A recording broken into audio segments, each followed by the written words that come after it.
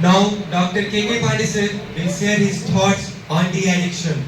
Please join me in welcoming a renowned psychologist, a mental health expert, Dr. K.K. Pandey. We are truly fortunate to have him with us. Once again, please give a warm round of applause for K.K. Pandey. Thank you. इस पे जब हम बात करेंगे तो हम उसमें समझेंगे कि कौन कौन सी चीज़ें हमें अपनी तरफ आकर्षित करती हैं, क्योंकि बदलते हुए सामाजिक परिवेश में जो समस्याएं उत्पन्न हो रही हैं उससे छुटकारा पाने के लिए हम बहुत बार ऐसी चीज़ों का सहारा ले लेते हैं जो हमारे लाइफ के लिए लाइफ थ्रेटनिंग होती है, तो हमें अच्छा ही नहीं लगता है कि क्या ही कर रहे हैं। अभी मैं कुछ बोलूं, आप लोग ताली बजा दो तो मुझे ही रिवॉर्ड मिल जाएगा, है ना। अभी अगर आप कुछ नहीं करो तो मुझे लगता है कि मैंने बहुत कम बताया, बच्चों को समझ नहीं आया क्या, तो ऐसी बात है। तो 10 साल के करियर में लगेगा कि कब कब आपको हमारा हेल्प लेना है। ये भी आप कह सकते हैं कि हम अपना प्रचार कर रहे हैं। अच्छा तुम भी। Hello sir. हाँ sir, I want to ask a question. Please. Sir, how to balance mental health and physical health simultaneously at a time? देखिए, ठीक है, बैठ जाइए। ये दोनों अलग अलग हैं नहीं एक्चुअली, ये लगता है कि अलग अलग हैं। ये आपको लग रहा है कि हम मेंटल हेल्थ को बैलेंस करें कि फिजिकल हेल्थ को बैलेंस करें। एक छोटी सी लाइन है हिंदी में कि स्वस्थ शरीर में स्वस्थ दिमाग का वास होता है, स्वस्थ मन का वास होता है। आप अपने कार्य को जो कर रहे थे कि एक बात, आप लोग रैशनल थिंकिंग के बारे में जानते हैं क्या? रैशनल थिंकिंग क्या होती है तो जानता है? ये आप लोगों से बैठा हुआ कोई भी स्टूडेंट रैशनल थिंकिंग, आप लोग कोई कुछ बोलना चाहेंगे पीछे बच्चे? Sir logical thinking. ठीक है, बढ़िया बढ़िया। And sir I have a question.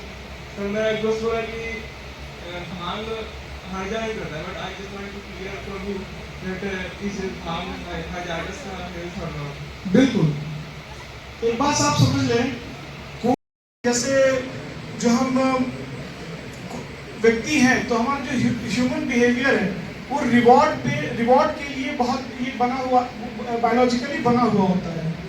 इसमें होता क्या है कि कोई ऐसी चीज जब हम करते हैं और हमें रिवॉर्ड मिलता है तो हम उस दिशा में तो गड़बड़ी हुई, उससे आपका सोशल लाइफ हैम्पर होता है, पर्सनल लाइफ हैम्पर होगा, और जब जहाँ काम कर रहे हैं आपका ऑक्यूपेशनल लाइफ भी हैम्पर होता है। ये 3 चीजों में प्रॉब्लम डे बाय डे कीजिएगा। ठंडा पानी पीजिए, डीप ब्रीथिंग कीजिए, थोड़ी देर की प्रॉब्लम को साइड कीजिए, और जब भी बहुत ज़्यादा स्ट्रेस हो तो आपका जो हाथ है, आप स्टार्टिंग पैर से करेंगे लेकिन अभी मुझे बताएं तो दिक्कत, तो हाथ को ये क्या ऐसे सीधा इसको रिलैक्स मोड में इसको स्ट्रेस कीजिए, टाइट कीजिएगा, ये पूरे स्ट्रेस में आएगा। धीरे धीरे इसको छोड़ना है, दोनों हाथ से करना है, दोनों हाथ को छोड़िएगा। फिर इसी तरह से पैर को भी टेंस कीजिएगा, फिर रिलैक्स हो रहे तो आपका एंजाइटी कम हो जाता है। ठीक है, तो स्टार्टिंग फेज में आपको ये करना, उसके बाद आप आइए बात करते कि प्रॉब्लम है, ये मेरी प्रॉब्लम है, इसमें हम मुझे क्या करना चाहिए। हम फ्रेंड से बहुत बार डिस्कस नहीं करते ना, तो बोलेंगे वो करते करते आपको बहुत अच्छा लगता है, फोन पे घर पे बात कर लिए, फ्रेंड से बात कर लिए, तो मन हल्का हो जाता है। ये मन हल्का कैसे होगा? अंदर जो एंजाइटी थी बात रखे हुए थे, लगातार कहीं निकाले, जो कचरा था ना अंदर निकालते हैं, वो कचरा दिमाग रखता नहीं है, माइंड आपको रखता है, वो बाहर निकाल। सोचने वाली बात है, महिलाएं क्या है आज की डेट में तो एक्सप्रेस कर लेती है इमोशन, पहले समय से आ रही है जिसमें सास ससुर बहुत बड़ी फैमिली होती थी, अपनी प्रॉब्लम को रखती ही नहीं थी।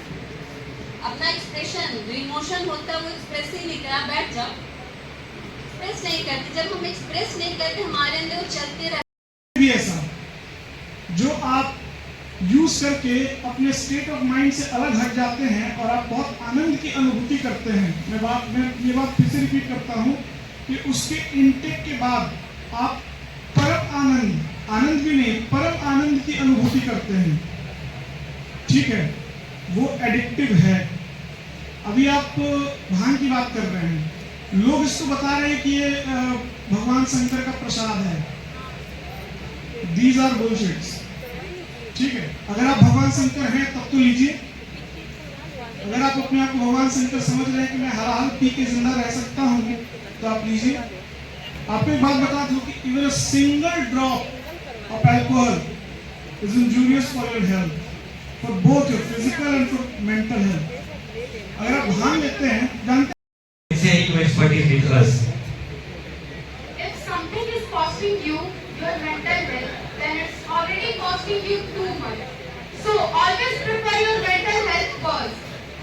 Struggling with mental health is not just a phase, it's a daily battle. Now, I would like to call our next guest, Dr. Sazia Samin ma'am. Today she will share invaluable insights on the importance of mental health awareness. Please join me in giving a warm welcome to Dr. Sazia ma'am as she imparts her wisdom and encourages us to all prioritize mental well-being in our lives.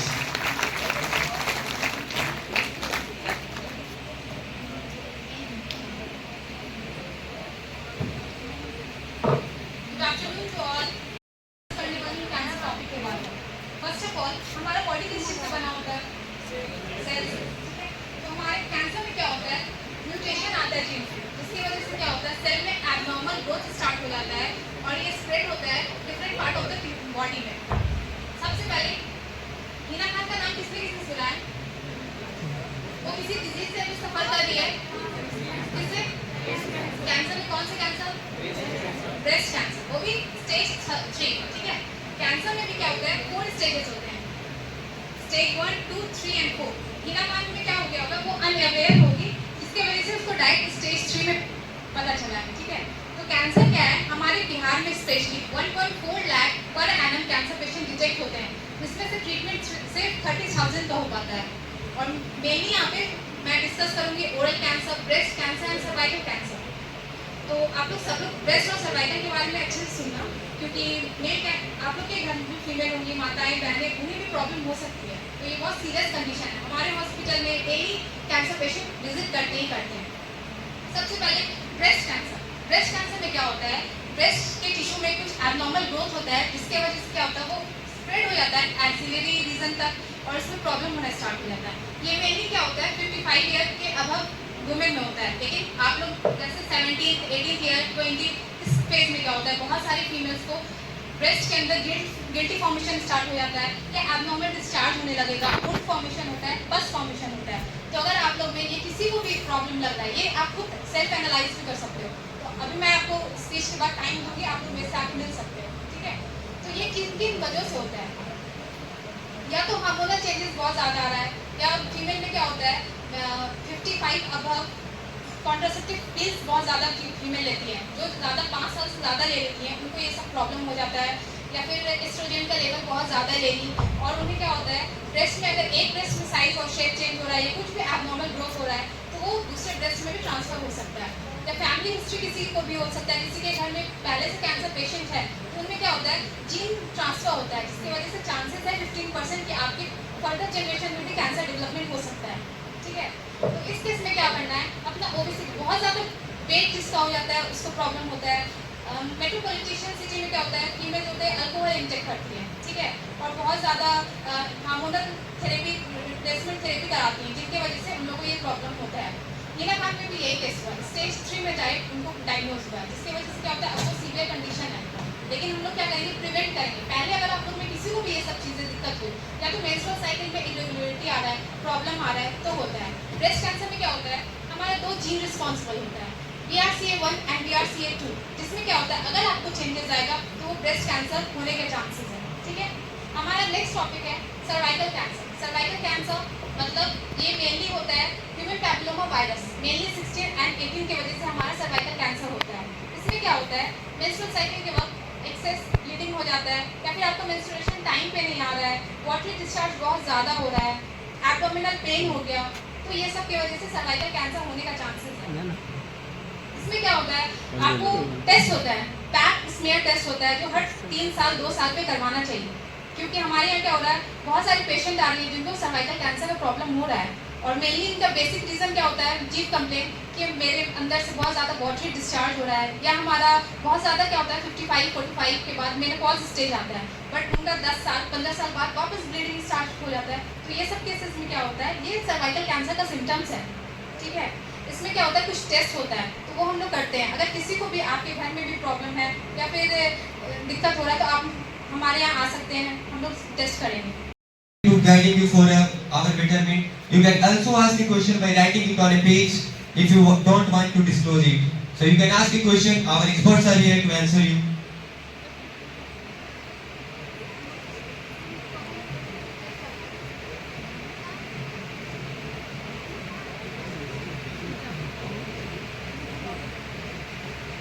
If any girl has any problem, any personal issue, then she can ask doctors Shazia ma'am.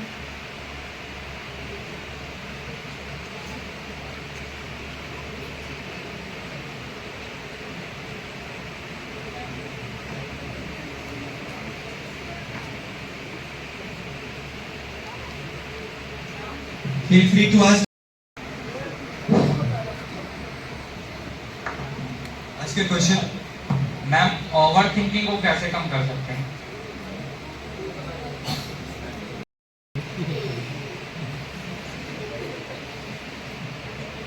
Overthinking आप क्या topic पे कर रहे हैं, क्या आपकी life एक इंसान की लाइफ में कई सारी प्रॉब्लम आती हैं, है ना?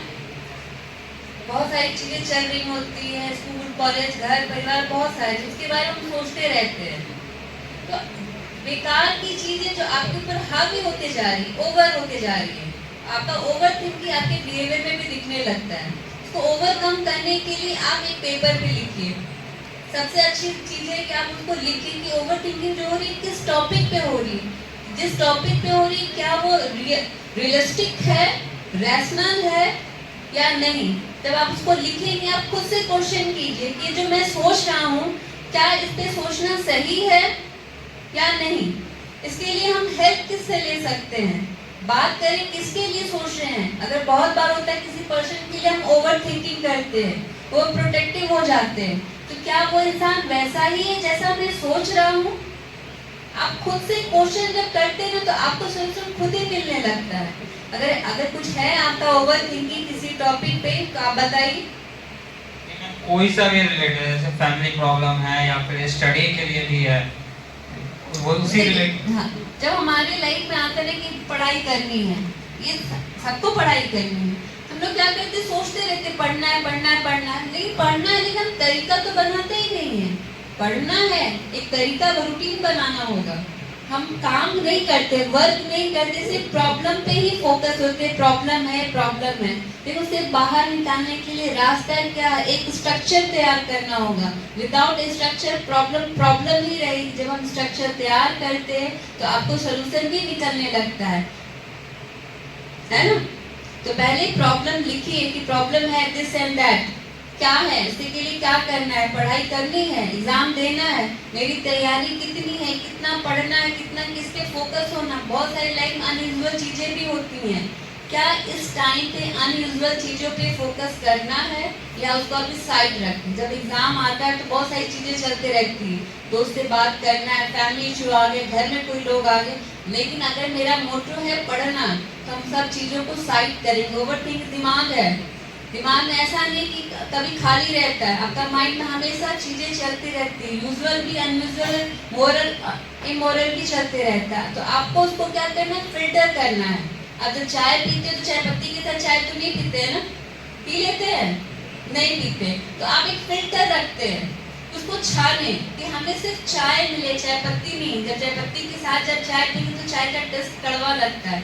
तो आपको प्रॉब्लम को फिल्टर करना है कि ये चीजें हमें चाहिए या नहीं चाहिए। आप उसको फिल्टर करते, जब फिल्टर करते तो आपको सही चीजें मिलती है, तब आप लाइफ में खुश होते हैं। तो लाइफ में क्या बहुत सारी चीजें आसपास बहुत सारी चीजें चलते रहती है, दिमाग उन पे फोकस होता है। तो फोकस ना होके जो मेन आपका गोल है, आपने गोल जो सेट किया है उसको अचीव करने के लिए क्या क्या वे हैं, उस वे पे अगर आप फोकस होते, वर्क करते, आपका एम फुलफिल होगा, नहीं तो ऐसे ही भटकते रह जाइएगा। संतुष्ट? Okay, thank you. कि मतलब कोई भी आगे काम करने के लिए पैनिक हो जाते हैं और प्लस में गुस्सा भी ज़्यादा आता है, इसके लिए बहुत अच्छा क्वेश्चन था। बहुत लोग पैनिक हो जाते हैं कि हम लोग है ना पहले से जैसे मैं फाइट हो जाते हैं। जैसे मैम अभी हाँ, हम पैनिक में क्या होता है, फिजिकल चेंजेस होते हैं, है ना। अभी मैंने स्टार्टिंग में कहा कि जब आपको प्रॉब्लम आता है तो आपको कैसे आ गया, क्यों आ गया, अभी क्यों आया, अभी आना था। तो पैनिक होने से मैंने कहा कि फर्स्ट स्टेज में आपको क्या बॉडी रिलैक्स करना है। जब आप पैनिक हो रहे हैं तो अटैक नहीं लेना है, कोई ऐसा रिएक्शन नहीं करना है। बहुत लोग पैनिक अटैक में सर फोड़ने लगते हैं, अपना हाथ मुक्के से क्या करते हैं, कांच फोड़ते हैं, मोबाइल फेंक देंगे, करते हैं चीजें उसको फाड़ देंगे, फेंक देंगे। ये पैनिक अटैक का ही सिम्टम्स है। उस स्टेज में आप अभी जब पैनिक अटैक आता है तो आपका दिमाग काम नहीं करता है ना। तो सबसे पहले आपको ऐसी जगह पे जाना है जहाँ ऐसी चीजें नहीं हो तोड़ फोड़ की, आप उसको साइड होइए, पहले उसको साइड को होना है आप उस जगह से। फिर मैंने कहा ना बॉडी को रिलैक्स करना है, क्योंकि उससे बॉडी बहुत हिट हो जाती है, दिमाग हिट हो जाता है। देखिएगा सर कितना गर्म हो जाता है, छू के देखिएगा यार 102 डिग्री फीवर हो गया है। तो बॉडी को पहले रिलैक्स करना है, कूल करना। अगर पानी है पास में पी लीजिएगा। कोई है आपका साथी को किसी को हो रहा है, वो बहुत पैनिक हो रहा है, उसको पहले उस सिचुएशन से हटाइए, क्योंकि वो चीज़ें सामने जो स्टिमुलस रहेगा, जिस पर्सन को देख के या जिस सिचुएशन को देख के वो पैनिक हो रहा है, उसको सिचुएशन से हटाना है। जब हटेगा आप उसको पानी पिलाइए, कूल कीजिए, रिलैक्स कराइए। जब वो शांत हो जाए तब बात कीजिए। उस सिचुएशन में बात करेंगे, खुद से बात करेंगे तो प्रॉब्लम नहीं खत्म होगा। अब आप देखिए कि मैं पैनिक किस लिए हुआ था, क्या ये जो समस्या है वो पैनिक वाली सिचुएशन थी। कहते हैं सेल्फ इंट्रोस्पेक्शन करके खुद से क्वेश्चन करना, कॉग्निशन आपका डेवलप होता है उस समय। तो कॉग्निशन आप देखिए कि जो प्रॉब्लम है सही में इतना था, तो भी पैनिक हुए थे। जब हम लोग हॉस्पिटल में ना, ये पहले हम लोग 2 बजे तक की ड्यूटी करते थे, अब क्या हो गया कि 6 बजे तक करनी है। हम लोग भी पैनिक हुए, अब क्या हम लोग शाम को भी ड्यूटी लगाते, काम नहीं है, आराम नहीं है। लेकिन वो सिचुएशन है, हम उसको खत्म नहीं कर सकते। रोग आके करना तो है ना, करना है तो हम बेटर कैसे बना सकते हैं, तरीका ही होना चाहिए, है ना, कि हमें उस सिचुएशन को बेटर कैसे बनाना है। हमने उस सिचुएशन को बेटर बनाया, जो काम हम उसकी बात करते हैं 6 बजे के बाद उस पीरियड में हॉस्पिटल में वो हम लोग काम कर लेते हैं। काउंसलिंग वाली जो होती है मॉर्निंग आवर में बहुत भीड़ होती है, तो हम लोग इवनिंग आवर में काउंसलिंग कर लेते हैं कि हम बेस्ट रिजल्ट दे सके। तो हम लोग चीज़ों को, वर्स्ट चीज़ों को भी बेटर बनाने की कोशिश की। तो आप भी देखिए कि जो हम हल्ला हंगामा करेंगे सिचुएशन बदलेगा नहीं। तो अच्छा है उस सिचुएशन में हम अच्छा क्या कर सकते हैं। बहुत लोग अपने घर को लेके, बाकी चीज़ों को लेके परेशान हो जाते हैं। इसका जवाब एक और आंसर आपको कर देंगे। मैं कुछ पूछने जाता हूँ या कुछ बोलने जा रहा हूँ या किसी से कोई बात कहने जा रहा हूँ या कोई डिसीजन लेने जा रहा हूँ तो मेरे हाथ पैर फूलने लगता है। ऐसा ही है सिचुएशन। एक्चुअली में क्या है ना कि जो चीज़ें जितनी हैं आप उससे उसको बहुत बढ़ा के देते हो। जैसे भी यहाँ शाहरुख खान आ जाए, ठीक है, 2 मिनट के लिए मान लीजिए। अब शाहरुख खान को इससे कोई मतलब नहीं है कि आप कैसा दिख रहे हैं, ठीक है, लेकिन आप अपने ऊपर इतना खर्च करने वाले हैं कि शाहरुख खान के सामने मैं बहुत अच्छा दिखना चाहिए, मतलब मैं बहुत अच्छा दिखूं। अभी सिचुएशन क्या है, शाहरुख खान को लेना देना ही नहीं है आपसे। वैसे ही सिचुएशंस को आपसे कोई लेना देना होता नहीं है, वो एक्चुअल में उतने बड़े होते नहीं है जितना आप उसको सोच लेते हैं। और अगर इसको अगर आप बढ़ा के देखिए, एग्जैजरेशन कहते हैं इसको, किसी भी चीज को एग्जैजरेट कर लिया। अभी एग्जाम देने जाना है, मान लेते हैं आज एक पेपर है, अच्छा ज्यादा से ज्यादा क्या होगा। अच्छा एक बात बताइए, यहाँ बैठे हुए जितने भी लोग हैं, इन्होंने 10th में मैथ्स वगैरह में स्कोर बहुत हाई किया हुआ, कुछ लोगों ने कुछ कम किया होगा। जो उनका आपका सब्जेक्ट है फिजिक्स, केमिस्ट्री, मैथ्स, है ना, यहाँ तक पहुंच गए। मूड में होते हैं ना, उस मूड को बनाए रखने। अच्छा आप लोगों को तो इनर्शिया तो सब लोगों ने पढ़ा होगा, है ना, वैसा ही कुछ दिमाग का भी केमिकल लोटा चलता है। हम अगर अभी 10 मिनट सोच ले कि हम बहुत दुखी आदमी हैं इस दुनिया के, मैं उन सारी चीजों को मैग्नेट की तरह अट्रैक्ट करने लगूंगा जो मुझे ये एहसास दिलाएगा कि मैं दुखी हूं, मैं सबसे दुखी हूं। अब इससे अगर आप एक स्टेप आगे बढ़ जाते हैं, अपने विल पावर से आगे निकल जाते हैं कि नहीं मैं ऐसा नहीं देखूंगा, मैं क्यों बार बार ये उदासी वाला देखूं, मैं सुन लूंगा कि वो गाने जो हमको देशभक्ति वाले हो, तो आप देखिए थोड़ी देर में आपको देशभक्ति का मूड बन जाएगा। तो ये टेक्निक समझिएगा, ये वाला बात थोड़ा सा दिमाग कीजिएगा आप लोग प्लीज, ये बहुत इंपॉर्टेंट है। यहीं पे सुसाइड वाली बात आ जाती है। जैसे ही एक स्टेट ऑफ माइंड में जाने के बाद हमारा मन उस दिशा में बढ़ चलता है, वहां पे अगर हमने एक पॉज लगा दिया, एक कॉमा लगा दिया, तो बस हम वहां पे बच जाते हैं। जैसे ही अपने मूड को नहीं, हम 1 मिनट के लिए स्ट्रॉन्ग डिसीजन लेते हैं, नहीं देखेंगे हम दुखी वाला सॉन्ग, लड़की छोड़ के चली गई वाला सॉन्ग नहीं देखेंगे, हम वो देखेंगे जिसमें प्यार में बहुत आनंद है। उसके बाद देखिए आपका मूड चेंज हो जाता है ना। तो इंस्टाग्राम वाला आपका समझ में आया, समझ में आया कि हमें 1 सेकंड के लिए अपने आप को स्ट्रॉन्ग बनाना है, बस वही 1 मिनट जो है ना हमें चेंज कर देगा। हाँ, नेक्स्ट क्वेश्चन किसी का है? आपका नाम क्या हुआ? प्रगति। आप अपने आप को कितना मैच्योर मानती हैं? बिल्कुल नहीं। मैच्योरिटी है क्या? नहीं। इमोशन को कंट्रोल करें। हाँ, यही नहीं होता। अगर हम अपने इमोशन पे कंट्रोल नहीं करेंगे तो प्रॉब्लम वहीं से सारा निकल के आता है, क्योंकि हमारे अंदर गुस्सा भी है, प्यार भी है, नफरत भी है, लेकिन हर जगह कितना इसको एक्सप्रेस करना है। अगर वो नहीं आ रहा कंट्रोल तो हम मैच्योर नहीं। आप कोई किसी को बहका नहीं सकता है। कहते हैं ना, हमें उसने बहका दिया, हमें घर वालों ने, परिवार वालों ने ऐसा कर दिया, हम लोग ब्लेम करते हैं, क्योंकि हम अपने ऊपर ना कभी भी ये कहते हैं ना कि आरोप नहीं लेना चाहते। सच बात यही है, लेकिन अगर हम खुद में ये ले लें कि नहीं, ये गलती सिचुएशन की नहीं थी, हमारी थी, क्योंकि हम चाह रहे थे ना। लोग कहते उसने बहका देंगे, हमारे अंदर इच्छा थी। नशे के लिए लोग कहते कि उसने मुझे नशा करा दिया, दोस्त के साथ गया था, नहीं, उसके अंदर इच्छा थी टेस्ट करने की, चखने की। अगर जब तक उसके अंदर इच्छा नहीं होती, कोई किसी को बहका नहीं सकता है। जो भी इंस्टाग्राम है, रील्स है, आपकी भी इच्छा होती है थोड़ा एक और देख लेते हैं, एक और स्क्रॉल कर लेते हैं। आपके अंदर इच्छा थी, आपके ही अंदर इच्छा ने आपको और बढ़ावा दिया। अगर हम कंट्रोल नहीं, बस स्टॉप, अब रात बहुत हो गई है, नहीं सोएंगे तो सुबह में फिर जमाई लेते रहेंगे और पहुंचेंगे वहां, काम नहीं कर पाएंगे। अगर खुद को स्टॉप करा दिया अपने इमोशन को ना, तो आप खुद में खुद मैच्योर कहलाएगा। इसी को कहते हैं मैच्योरिटी। आपके अंदर बहुत तुरंत ना आपका इमोशन चेंज हो जाता है। तुरंत किसी पे आप भरोसा कर लेती हैं, तुरंत किसी पे गुस्सा आ जाता है, विदाउट सिचुएशन को ऑब्जर्व किए कि क्या सही में वो प्यार लायक है, क्या सही में वो नफरत लायक है। नहीं, ये हमारे अंदर का इमोशन है जो एक्सप्रेस इतना ओवर हो जाता है, कभी जहाँ होना चाहिए वहाँ नहीं हो पाता। अगर ये चीज इंसान कर ले ना तो मेंटली हेल्दी है। अगर हेल्दी इंसान कहा जाए, मेंटल हेल्थ की बात करते हैं ना हम लोग, फिजिकल तो बाद में गड़बड़ होता है, पहले मेंटल हेल्थ गड़बड़ हो जाता है। अगर अपनी इमोशन पे लोग कंट्रोल करना सीख जाए तो कभी कोई प्रॉब्लम ही नहीं आए। फेलियर होते हैं लाइफ में, वो जो डिप्रेशन की तरफ जाता है, अगर उसको कंट्रोल करना, इतना दुखी क्यों हो रहे हैं? क्या सही में हमारे लाइफ में बस यही एग्जाम था और कोई एग्जाम नहीं था? जीने के लिए आए हैं ना। एक पेपर खत्म हो गया, नहीं दे पर कोई बात नहीं, दूसरा काम कर लेंगे और अच्छा कर लेंगे। तो अपने लिए भी ये इमोशन जब डेवलप करते हैं तो आप आपका बिहेवियर ऑटोमेटिकली कुछ और चलने लगता है। तो सबसे जरूरी इमोशन पे कंट्रोल करना। क्या बोले बाबू? Self confidence. Self confidence. तुम्हारे अंदर बहुत कॉन्फिडेंस है। पूछो कैसे? तुम खड़े होकर सबके सामने क्वेश्चन पूछ रहे हो, इससे बड़ा सेल्फ कॉन्फिडेंस क्या हो सकता है?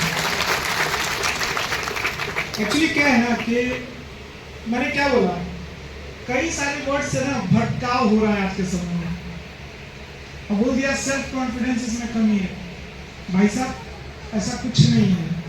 आप अपने काम तो खुद ही करते हो, सुबह उठते हो, खाना बनाते हो, नहाते हो, कॉलेज आते हो, पढ़ाई करते हो, चले जाते हो। क्या चाहिए सेल्फ कॉन्फिडेंस? सामने खड़े होकर पूछ रहे हो क्वेश्चन। सर, हाँ, ग्रेटिफिकेशन कंट्रोल। Self gratification. अच्छा, मैं बताइए पे आपको ये क्या समझते हैं आप ग्रेटिफिकेशन का? मास्टर है। क्या? मास्टर है। ठीक है, बहुत अच्छा। एक्चुअली मैं इस इशू पे बात करना चाहता था, लेकिन नई बात किया कि थोड़ा सा और लगता था, इसलिए एक बात ये क्या है ना कि प्लेजर प्रिंसिपल जो है ना, प्लेजर पे जो काम हो रहा है, इड ईगो सुपर ईगो, जो हमारा इड है ना हावी है आपके ऊपर, और इड क्या करता है कि आपको प्लेजर के बिना नींद आने देता है, नहीं तो चैन आने देता है। आपको लगता है कि एक और बात, बहुत बार ये एक हेल्दी हैबिट भी है, twice in a week is a healthy habit. लेकिन अगर आप इसको रोज करने, मैंने फिर बोला कि एक्सेसिव इज डेंजरस। ये कोई ऐसा नहीं है कि आप बहुत बड़ा पाप कर रहे हैं, नहीं है ये। आप क्या, आपने कभी बंदरों को देखा है? वो बंदर भी करते हैं ऐसे। लेकिन इसको कंट्रोल करने की बात आप करेंगे तो ये होगा नहीं, ये बात समझ लीजिए आप। अगर कोई भी इसको कंट्रोल करने जाएगा तो वो कंट्रोल होगा नहीं, क्योंकि ये ऐसी एनर्जी है। अब इसी एनर्जी से क्रिएशन हो रहा है और इतना पॉपुलेशन बढ़ रहा है। इसको कंट्रोल करने जाएंगे तो ये होगा नहीं।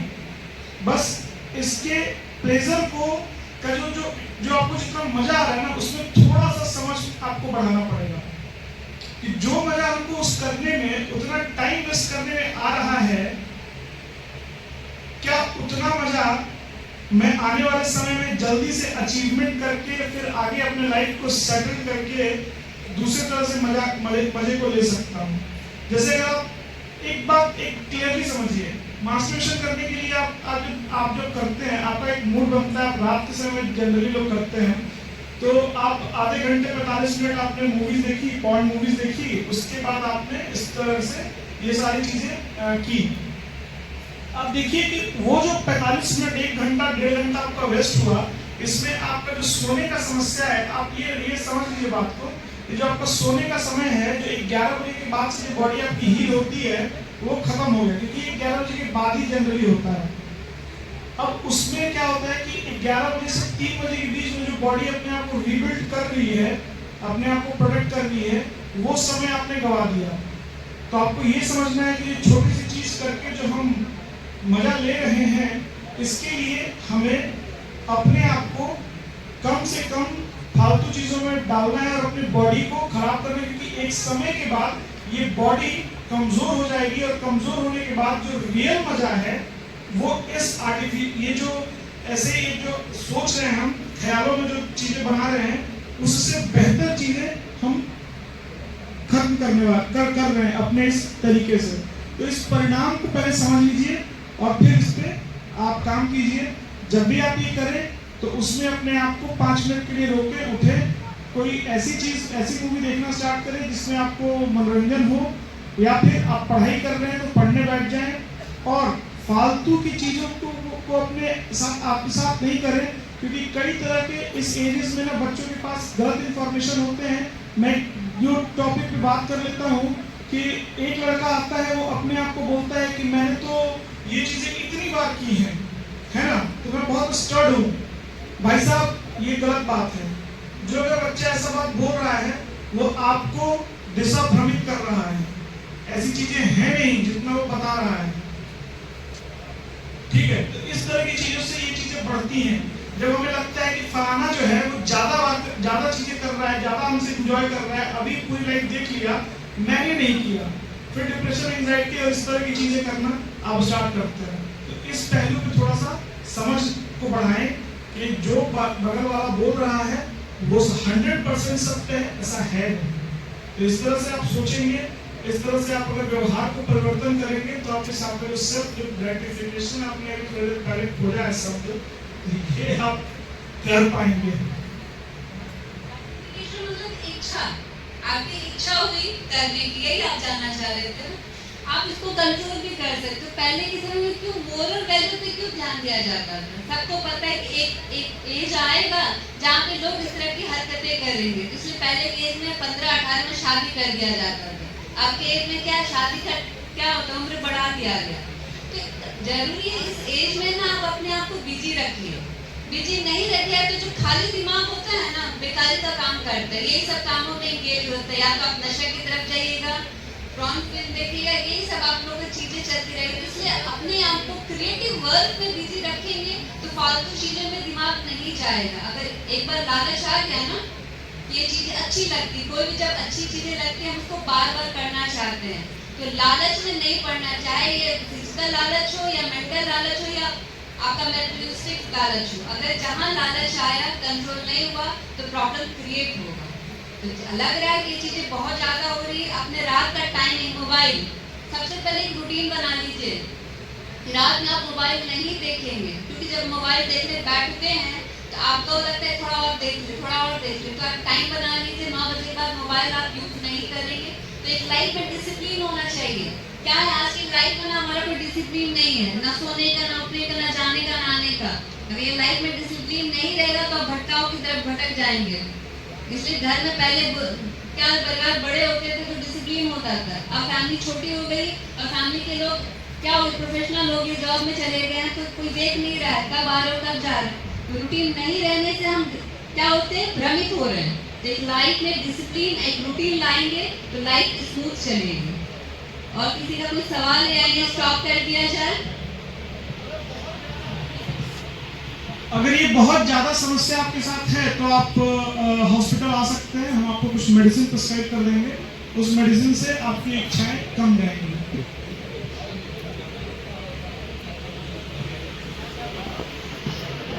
Anybody have any question? Sir कभी सिंपल क्वेश्चन को ज़्यादा क्रिटिकल करके सोचते हैं बहुत ज़्यादा। क्या बोले? मतलब कोई सिंपल क्वेश्चन को ज़्यादा कॉम्प्लिकेट करके सोचते हैं। अभी मैंने थोड़ी देर पहले इसी बात पे बहुत बात बोला है कि आप जो चीज़ जितना है उतना समझें, बहुत बढ़ा चढ़ा के सोचेंगे तो कोई फायदा नहीं होगा।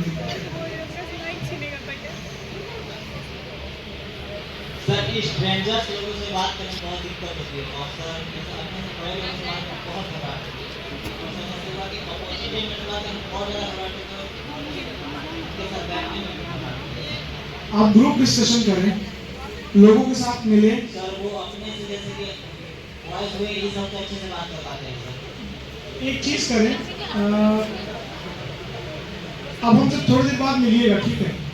और पर्सनली जो आपको कुछ सजेशन दूंगा, क्योंकि पब्लिकली बोलने को वो चीज़ें लगेंगी कि किसी का मजाक उड़ाया जा रहा है तो ऐसा।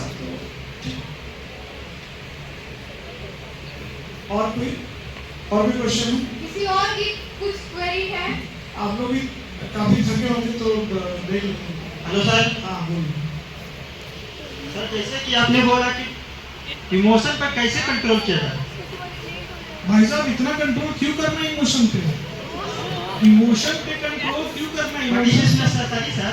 हाँ, नेसेसरी बहुत है सर। नहीं नेसेसरी है, आपको लगता है, आपको भ्रम है। इमोशन जो है ना, वो आप चाहें ना चाहें आएंगे ही। मैं अगर किसी जगह घूमने जाऊँ, पहाड़ पर्वत देखूंगा तो क्या मेरे इमोशंस नहीं आएंगे? लगेगा कि क्या कितना खूबसूरत है। वो गाना नहीं आ जाएगा कि रुक जा यहीं पे कहीं, चल कहीं रुक जा यहीं पे कहीं, ऐसा नहीं। इमोशंस तो है ना, आएंगे ना, तरीका बदलना है आपको। आप जब उसी बात को लेके इंफीरियर सोचने लगेंगे अपने आप को तो दिक्कत होगी, या फिर बहुत सुपीरियर समझ लेंगे। Thank you so much, ma'am and sir. As we came to in today's program, we hope that you leave a renewed understanding of mental health and importance of supporting one another. Please ask your question. Hello. हाँ बोलो। Sir actually कभी कभी हमारे साथ ऐसा होता है कि एग्ज़ाम का प्रिपरेशन कर रहे हैं या फिर नॉर्मल डे है, तो अचानक से सर में दर्द शुरू हो जाता है। पता नहीं चलता है कब ओवर थिंकिंग कर रहे हैं या फिर कब किसी चीज़ को लेकर फंसे हुए हैं, दर्द शुरू हो जाता है। इस सर दर्द का कई कारण हो सकता है। पहला कारण ये है कि आप जो सुबह में नाश्ता करते हैं वो नाश्ता प्रॉपर टाइम पे नहीं कर रहे हैं, उसके कारण गैस फॉर्मेशन हो रहा है, ठीक है? और गैस फॉर्मेशन होने के कारण सर में दर्द, 99% दर्द जो सर में लोगों को होते हैं ना, वो गैस फॉर्मेशन के कारण होते हैं। हंगर पेन होगा, अभी मुझे सर में दर्द हो रहा है क्योंकि हंगर पेन, मैंने 2 बजे लंच नहीं किया तो हंगर पेन मेरा स्टार्ट है। तो ये चीज़ों को हटाने के लिए आप पहले अपने रूटीन में बदलाव करें, योगा करें। योगा के लिए आपको एक टेक्निक बता देता हूँ। आप सुबह में मॉर्निंग में जो किरण जब फूट रही होती है उस समय में आप ओम का उच्चारण करें, जिसको 3 भागों में बांटिए, आ, ऊ और म, आधा म, ठीक है? इसमें आप ऐसा उच्चारण 7 बार करेंगे ऐसा उच्चारण 7 बार और म ऐसे ऐसा। तो इससे क्या होगा कि आपका जो दिनचर्या है, रूटीन है, जो सोने की आदत है, वो सब बैलेंस हो जाएगा, खाना अच्छे से पचेगा, सर में दर्द नहीं होगा। ठीक है। हेलो सर, आप अपने सर पे कितना वजन रख सकते हैं? कितना वजन ढो सकते हैं जिससे सर भारी भी नहीं लगे? No idea. एक लिमिट होता है ना कि हम इतना का वजन कैरी कर सकते हैं, तो सर का भी एक लिमिट होता है, दिमाग का भी, वो भी ओवरलोड नहीं ले सकता है, उसे भी दर्द होता है। दर्द का वजह ये है कि आपने ओवरलोड उसको दे दिया, तो बेचारा परेशान तो होगा ना, वो भी तो एक बच्चा ही है आपका। तो बस उसको ओवरलोडेड मत कीजिए, जितना उसके लिए जरूरी उतना ही लोड रखिए उस पर। मैम बट वो समझ नहीं पाते हैं कि कब वो ज्यादा हो गया। हाँ, मैंने कई बार हम दोनों ने कहा आपको कि जो आपके लिए भी जरूरी है, इमीडिएट, कि ये जरूरी है, उस काम को की। ज्यादा लगता है ये दूसरा काम है कि आज जरूरी नहीं है, तो कल करें। आपका एक शेड्यूल बनता है ना एग्जाम का। We hope that you leave a renewed understanding of mental health and importance of supporting each other. Let's continue to break the silence and spread the message that it's okay to not be okay. Asking for help is a sign of strength, not a weakness. Thank you all for being here today. A special thanks to our speakers, guests, our media members. Thank you for your valuable contribution. Remember, you all are stronger than you know, braver than you think, more love than you know. Always keep smiling and enjoy every moment of your life with joy and happiness. We hope this program has inspired you to take care of your mental health and to be beacon of support for each other. Stay strong, stay positive, and remember, together we can make a difference. We can make a difference. मैंने एक चीज देखा, notice किया, दोनों बच्चों ने बहुत preparation किया है बोलने के लिए। बहुत सारी चीजें, ऐसी चीजें ढूंढ के निकाली हैं मेंटल हेल्थ पे लेके। और ये जितनी भी चीजें यहाँ हुई हैं, ये देख के बहुत ज्यादा खुशी हुई हमें कि आप लोग, वैसे तो आप लोग इंजीनियरिंग के स्टूडेंट हो, तो आप लोग हो ही मेधावी, लेकिन इस विषय पे भी आपने इतना काम किया। और जो हमारे जो एंकर्स हैं दोनों, इन लोगों ने बहुत मेहनत किया है। बाबू, हमेशा लाइफ में ऐसे अच्छा करो, ठीक है, बढ़ो। Thank you so much, sir.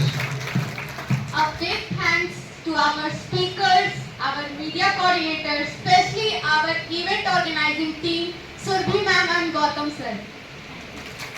At last, have a great day ahead. Take care of yourself. You deserve to be happy, healthy, and whole. Thank you once again, and we look forward to seeing you at a future event. Thank you so much. Thank you, sir. Thank you so much, sir.